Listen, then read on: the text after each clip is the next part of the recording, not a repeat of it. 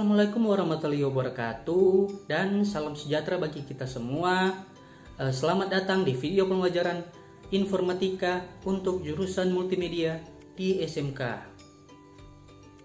Baiklah, awal pertama kita akan memasuki materi. Saya akan membawakan logika dan algoritma komputer. Nah, di sini pasti kalian bertanya-tanya apa itu logika dan apa itu algoritma. Nah, di sini saya akan membahas apa itu logika dan algoritma. Nah, di dalam penjelasan kali ini, algoritma merupakan serangkaian langkah-langkah yang disusun menjadi urutan logis kegiatan untuk mencapai suatu tujuan. Nah, untuk definisi algoritma tersendiri itu, di sini terdapat 3. Yang pertama, serangkaian langkah-langkah yang dilakukan agar solusi masalah dapat diperoleh. Baru yang kedua adalah suatu prosedur yang merupakan urutan langkah-langkah yang berintegrasi satu sama yang lain. Baru yang ketiga, suatu metode khusus yang digunakan untuk menyelesaikan suatu masalah yang nyata. Selanjutnya, di sini saya mempunyai contoh algoritma dalam kehidupan sehari-hari. Contohnya ketika kita membuat kopi. Nah, di sini saya terdapat gambar atau flowchart algoritma untuk membuat kopi. Dari yang pertama yang di atas adalah mulai. Baru setelah itu buka kemasan kopi. Baru yang ketiga, tuangkan kopi ke dalam cangkir. Baru yang keempat, tuangkan gula ke dalam cangkir. Baru yang keempat, panaskan air hingga mendidih. Baru tuangkan air panas ke dalam cangkir, lalu aduk dan gula hingga merata dan selesai. Nah, begitulah contoh algoritma dalam kehidupan sehari-hari kita seperti membuat kopi. Nah, oke. Untuk selanjutnya, logika dan algoritma itu terdapat berbagai bentuk cara untuk mengkomunikasikan algoritmanya itu. Yang pertama adalah pseudokode atau bahasa semu. Yang kedua adalah bagan alir atau flowchart yang telah sebelumnya saya jelaskan yang membuat kopi. Baru yang ketiga itu adalah bahasa pemrograman. Nah, selanjutnya untuk tahapan analis algoritma itu di sini kita mempunyai pertanyaan bagaimana merencanakan suatu algoritma. Baru yang kedua, bagaimana menyatakan suatu algoritma. Nah, di sini untuk pertanyaan tersebut, di sini ada satu dengan bahasa semu atau pseudokode. Contoh untuk menghitung, di sini ada contohnya yaitu untuk menghitung luas segitiga. Nah, untuk menghitung suatu luas segitiga, di sini tahapannya adalah yang pertama, memasukkan nilai alas. Yang kedua, memasukkan nilai tinggi. Baru yang ketiga adalah menghitung luas dengan rumusnya alas kali tinggi per 2. Baru berikutnya adalah mencetak luas dari segitiga tersebut. Nah, selanjutnya untuk tahapan analisis algoritma untuk segitiga tadi adalah dengan diagram alur atau flowchartnya menjadi seperti ini. Yang pertama, start atau mulai, memasukkan alas, baru memasukkan tinggi, baru untuk rumusnya adalah luas sama dengan dalam kurung alas kali tinggi. Nah, per 2, dan setelah itu kita dapat mencetak luasnya di situ, dan kita berhenti setelah mendapatkan atau mencetak luas dari segitiga yang saya sebutkan tadi. Oke, baru berikutnya bagan alir atau flowchart ini mempunyai fungsi, yaitu yang pertama mendokumentasikan proses, baru petunjuk untuk memecahkan masalah, menggambar garis besar program yang akan dibuat, baru yang keempat mengkomunikasikan hal-hal prosedural. Yang keempat itu adalah mengkomunikasikan hal-hal prosedural. Nah, baru berikutnya di sini saya mempunyai simbol-simbol dari flowchart tersebut. Yang pertama adalah flow direction symbol, baru terminator symbol, connector symbol, processing symbol, baru simbol manual operation, simbol decision, dan simbol-simbol yang lainnya. Oke, baiklah, untuk materi berikutnya saya akan masuk kepada penggunaan fungsi logika. Nah, di sini saya akan menjelaskan tentang bagaimana penggunaan fungsi-fungsi logika. Yang pertama terdapat fungsi not. Nah, fungsi not, apa itu fungsi not? Di sini dijelaskan bahwa fungsi not digunakan untuk menyatakan ingkaran negasi, yaitu membalikkan nilai argumen. Fungsi not akan menghasilkan nilai logika true atau false sesuai argumen yang diuji. Jika argumen yang menghasilkan nilai false, maka ingkaran akan menghasilkan nilai true. Sebaliknya, ya, jika argumen yang diuji menghasilkan nilai true, maka ingkaran menghasilkan nilai false. Contoh simpelnya, dia membalikkan suatu kata seperti benar menjadi salah atau salah menjadi benar. Nah, seperti kita akan masuk ke dalam contoh untuk fungsi not. Nah, contohnya seperti ini. Rumusnya not ke kurung true. Nah, kalau true itu benar, maka hasilnya dia akan false atau salah. Karena nilai dari fungsi not ini, penggunaan fungsi not tersendiri ini adalah membalikkan fungsi dari nilai tersebut. Contohnya true, dia akan keluar, kita ketik enter, dia akan false. Nah, begitupun sebaliknya ketika kita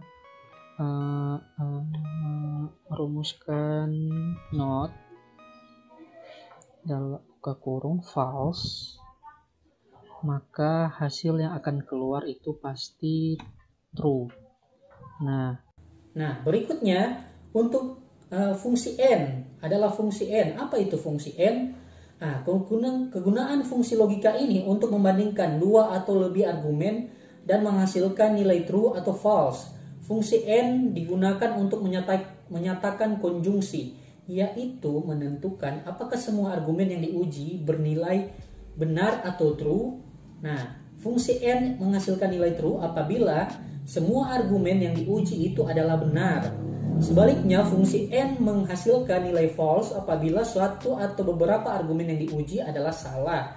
Nah, dan untuk saya akan memperlihatkan bagaimana contoh dari fungsi n. Nah, di sini saya sudah mempunyai daftar table. Nah, catatan di sini adalah lulus jika kehadiran lebih dari 5. Nah, kita akan coba rumusnya sama dengan AND buka kurung. Kita klik di sini yang ada kehadiran, di bawah kehadiran ini yang pertama.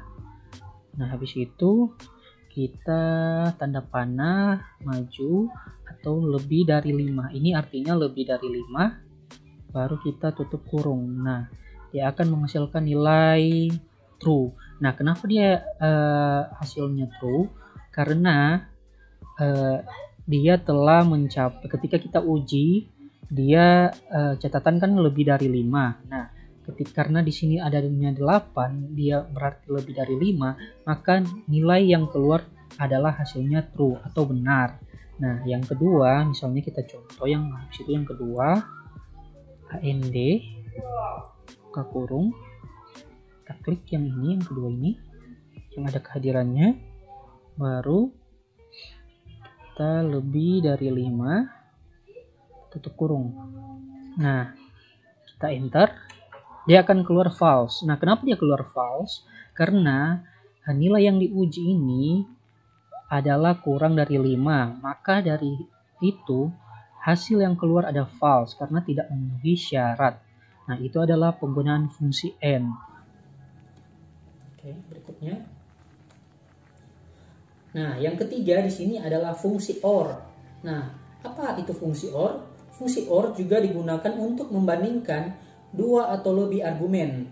Fungsi OR digunakan untuk menyatakan disjungsi, yaitu menentukan apakah terdapat minimal satu argumen yang diuji bernilai benar. Nah, jadi yang akan diuji itu dari data yang kita miliki apakah ada minimal satu yang dinyatakan nilai itu benar. Nah, fungsi OR menghasilkan nilai true jika minimal satu argumen yang diuji adalah benar. Sebaliknya, fungsi OR menghasilkan nilai false jika semua argumen yang diuji adalah salah. Dan saya akan memperlihatkan bagaimana contoh dari penggunaan fungsi OR ini. Contohnya ini. Di sini semua yang catatannya adalah lulus jika kehadiran lebih dari 5 dan nilai lebih dari 2. Oke, kita akan uji di sini. Kita akan uji sama dengan rumusnya OR buka kurung. Kita klik yang ini. Baru lebih sama dengan dari 5. Baru di situ yang kedua nilainya baru lebih dari 2 tutup kurung, maka hasilnya adalah true.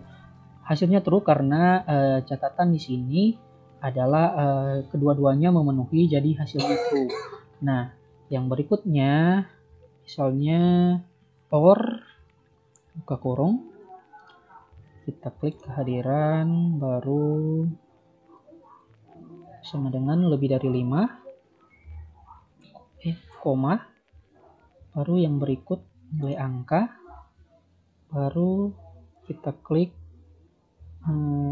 ini sama dengan lebih dari 2 tutup kurung, maka hasilnya false. Nah, di sini hasilnya false karena tidak ada satupun dari catatan atau apa yang memenuhi syarat yang memenuhi, maka hasilnya false. Nah, contoh yang di sini adalah contoh yang berikutnya, kita ambil yang paling bawah ini.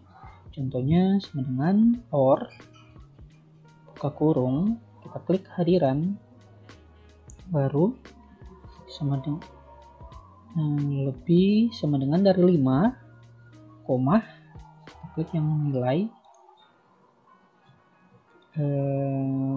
lebih dari sama dengan 2 kurung, maka hasilnya true. Hasilnya true karena walaupun di sini nilainya 1, tetapi syarat yang kedua itu kehadirannya memenuhi lebih dari 5, maka hasil yang keluar adalah true. Oke, begitulah fungsi dari rumus OR ini. Oke, baiklah, selanjutnya kita mempunyai di sini fungsi if yang terakhir. Nah, fungsi if ini digunakan untuk menyatakan implikasi jika maka. Fungsi if adalah salah satu fungsi yang populer di Microsoft Excel. Secara sederhana, fungsi if memungkinkan pengguna membuat perbandingan logis antara nilai dan perkiraan dalam bentuk yang paling sederhana. Fungsi if mengatakan, if argumen benar, lakukanlah sesuatu, jika tidak, lakukan hal yang lain. Nah, seperti itu. Dan di sini saya juga akan mencontohkan bagaimana untuk menggunakan fungsi if. Nah, contohnya di sini jika nilai di atas atau lebih dari 70 maka dinyatakan lulus. Dan jika nilai di bawah 70 atau kurang dari 70 maka dinyatakan tidak lulus. Nah, untuk mengetahui kan keterangan ini masih kosong. Nah, kita akan mengisi keterangan ini dengan contohnya rumus yang akan kita pakai seperti ini. Bisa juga di sini, juga bisa di sini. Lihat, sama dengan if buka kurung, kita klik yang ini, baru lebih dari sama dengan, karena kita memakai KKM-nya atau standar nilainya, nilai kelulusannya, maka kita taruh 70, koma, atas lulus, koma, atas tidak lulus, tidak lulus. Nah, mohon maaf. Nah, di sini ketika kita telah selesai tulis seperti ini, kita copy dulu rumusnya, baru kita enter. Nah, dia akan jadi lulus. Oke, karena kenapa dia lulus? Karena sesuai nilai yang di sini atau sesuai juga catatan yang di sini, di mana di atas 70 maka hasilnya lulus. Baiklah, kita coba yang ini lagi. Kita klik saja kolom yang ini, kita buat melalui di atas ini, kita paste. Nah, ini kita ganti, klik yang ini. Oke, kita enter, maka hasilnya lulus. Nah, yang ini berikutnya, kita klik yang sini, kita paste, ganti yang ini, tinggal klik yang ini, nilai, kita enter, maka hasilnya tidak lulus. Nah, di kolom yang ketiga ini, kenapa tidak lulus? Karena sesuai yang rumus yang kita dapat tadi, di mana ketika nilai di bawah 70 maka hasilnya tidak lulus. Nah, contoh berikutnya lagi, kita klik bagian kolom yang ini, kita paste yang rumus yang tadi, ini kita ganti, kita klik yang ini, oke, kita enter. Nah, dia akan jadi tidak lulus. Nah, berikutnya juga, misalnya ini, kita ganti yang ini. Nah, ini fungsi ini adalah di mana letak kolomnya. Ketika kita klik ini, maka dia akan menunjukkan kolom tersebut. Nah, kita klik ini, dia akan berubah D8. Kenapa D8?